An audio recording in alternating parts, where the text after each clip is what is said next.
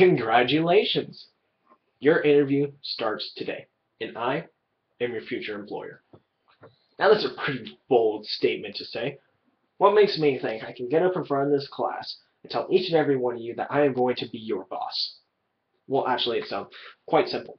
You see, I know what I'm going to do with my life. Do you? Someone tell me what this number means. 463,000. What's it mean? Go ahead, take a guess. You got this. Okay. Someone else? Alrighty. 463,000 people live in foster care. 463,000 kids, children, live in foster care. 463,000 kids were taken from their homes because they were in unfit living situations, whether it be sexual abuse, physical, emotional, or they were just simply not being taken care of. The state determined that they needed to be moved, so they took them from their home and put them in a centralized location called foster care and children's homes. And the state said, bam, perfect, it's done. We've got this. Those kids are going to come out of there, and they're going to be just fine. Is that true? Anna Marie, one of my dear friends. She is basically my second mother.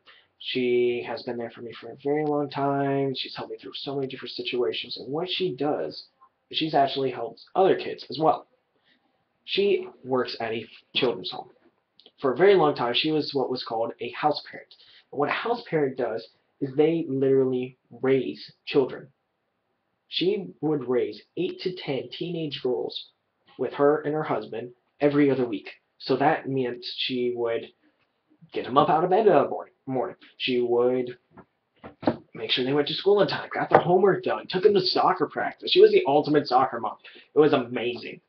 However, there was a conflict of interest. You see, when people are getting funding for these things, they can do it primarily through one or two ways. They can do it through the state, which has an amazing amount of funding, or churches, or other religious organizations, or just private investors. However, particularly with the church and the state, when you take money coming from both of these and you put them in one centralized location, you start to have a conflict of interest. You have states that comes up and says, that kid that is now looking up to you and you're giving them stability, you can't call them mom. And then you have the churches come up and say, hey, yeah, you see how you're teaching this? Actually, I want you to teach that. We don't believe in that, so I don't want you teaching that to these kids. How does that work out? Well, let me show you. 65% of the people who get out of foster care are homeless. They don't have a place to live. Less than 3% of them go to college. And 49% are employed. That means 51% of them did not get a job. That is unacceptable, and I am going to change that.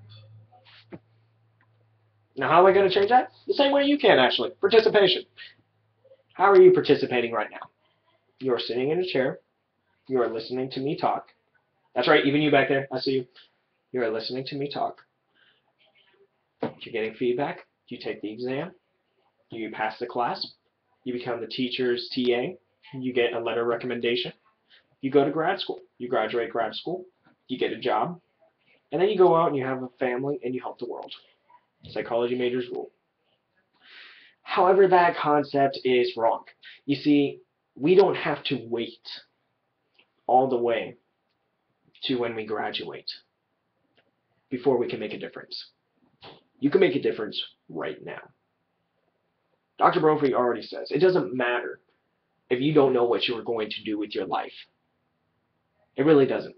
You can change your career 50,000 times while you're still in college and then still get out in time to graduate within 4 years, and you'll be fine. What you need, I mean absolutely need to know, though, however, is what is the purpose behind it? Are you there to simply have a family? Are you there to help children? Are you there to help a patient? You are all psychology majors. You primarily got into this because you want to help people. However, if you do not go out and participate, and when it comes time for you to graduate, and to get that letter of recommendation, and to go out, and to finally get that job that you've been dreaming of for the past 4 years, 6 years, 8 years of your life, how can you expect someone to give you that job when you haven't given anything to anyone else? Thank you.